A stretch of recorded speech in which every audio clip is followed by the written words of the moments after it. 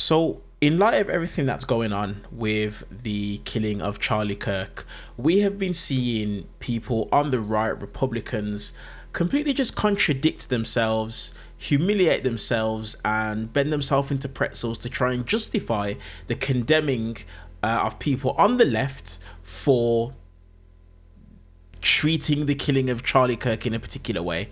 In this clip, we are literally going to see MAGA CPAC Chairman Matt Schlapp almost have a meltdown and just completely lose himself simply because the radio host is holding him to account based off his own words.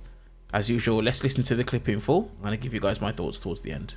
What I would encourage everyone to do is fight like heck in politics, push for what you want. But at the end of the day, there's got to remain some respect for those that you're fighting and an understanding that they're doing what they think is right too. And the other thing that needs to happen is, quite frankly, people in the media, we need to stop villainizing people. People have ideas and you might not like them. There's a lot of people whose ideas I think are abhorrent. But would I help them change their tire if they were on the side of the road? I hope I would. But on Newsmax yesterday, you called on leaders of the left to stop normalizing hatred and violence. Are you also calling on leaders of the right to do the same? Everyone should stop doing that. But the only difference is in the age of Trump is that, there has been a outrageous commentary that goes on and isn't stopped. 2 months ago, two elected Democratic state officials and their spouses were shot in Minnesota by a man who had a hit list of 45 elected Democrats he intended to kill. Former House Speaker Nancy Pelosi's husband attacked in his home. Pennsylvania Governor Josh Shapiro's official residence set on fire. This would seem to be an equal opportunity problem, right? Well, I'm not sure it's equal, but I think there were examples on both sides that are repugnant. But I just want to, I want to chastise you a little bit here. Mm-hmm. Someone who's very close to my family and to the conservative movement was assassinated yesterday. We haven't seen really anything like this. Somebody who's not even in elected office. I don't think this is the right moment for you to say to me that I am not sufficiently concerned about violence that happens from anyone. I think this is a moment to reflect on the life of a young man who made a big difference. And a lot of people are mourning it. Yes. And it is the wrong time for you to start assigning blame and to say I should have better commentary. Oh, forgive me, but didn't you surface that issue? And am I not listening to you? I can understand why you're getting defunded. This is outrageous. I'm sorry that you feel that way.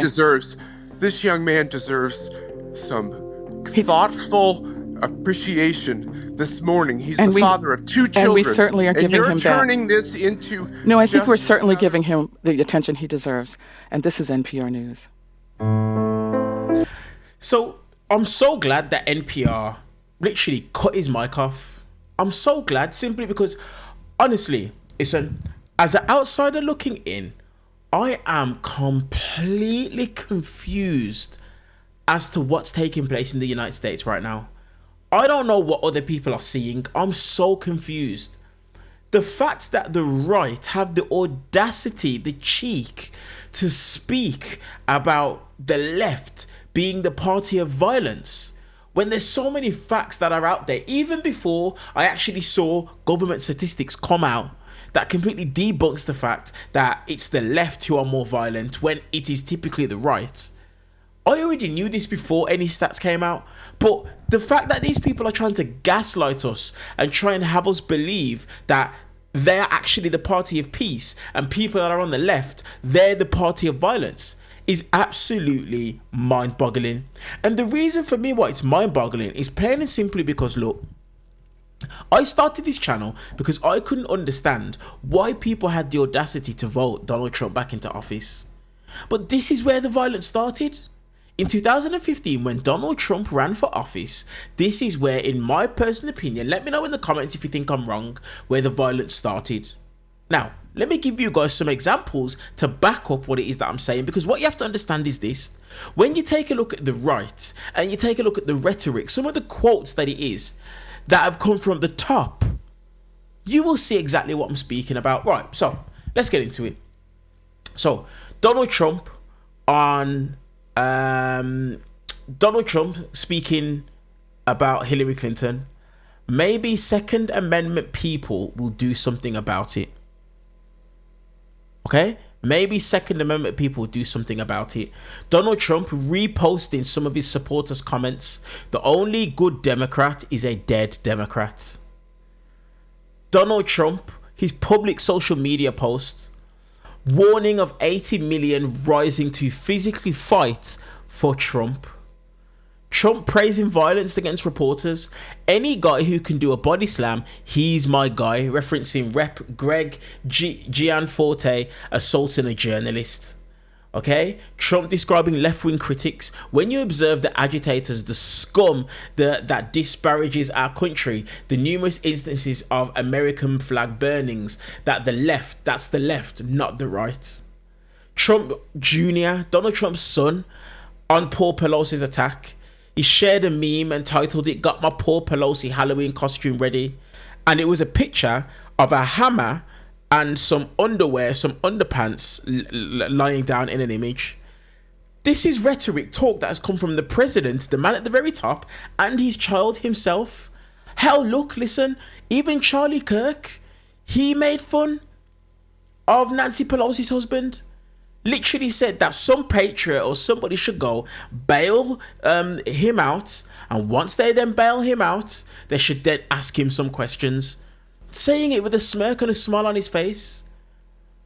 The audacity of the right to try and act this way towards the left is embarrassing. And this Matt Schlapp on this interview, you could tell that he had been tripped up. He didn't know what to say. He didn't know how to properly respond because there is no response to it because it's just hypocrisy. So what did he do? The typical Trump playbook: attack. Now I can see why you're getting defunded. He couldn't answer with facts, plain and simply because he didn't have any. Because the reporter that asked him the question, you cannot rebuttal that, because the reality is, everything that it is that he said, she simply quoted it back to him, and he didn't like it. And that's the reason as to why he got rattled, and when it was all said and done, the interview got ended early on him. Honestly, in wake of the killing of Charlie Kirk, I am so baffled at what it is that I'm seeing. But you know what? When it's all said and done, realistically, I shouldn't be. And the reason as to why I shouldn't be is simply because this is no surprise. The right are using this as an opportunity to go after the left. This is all performative. Everything that it is that we're seeing is all performative. You all probably have seen the clip where Donald Trump completely, when he's asked how he's holding up after the killing of Charlie Kirk, he says, I don't even know what it is that he says, but then he instantly, after one word, then points the attention to his new ballroom. The right are using this as an opportunity to try and play to the world, to try and play to their base. And it's just mad to me that people can't see through it. Let me know your guys' thoughts on this clip in the comment section down below.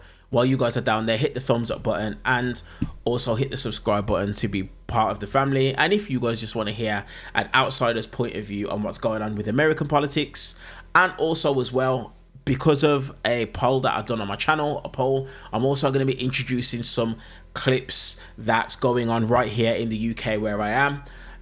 Really just highlighting the stupidity and the and how silly the right and the rise of the right is happening right here in the UK, as well as over in the US and across Europe as well. Appreciate you guys, and I'll see you guys in the next clip.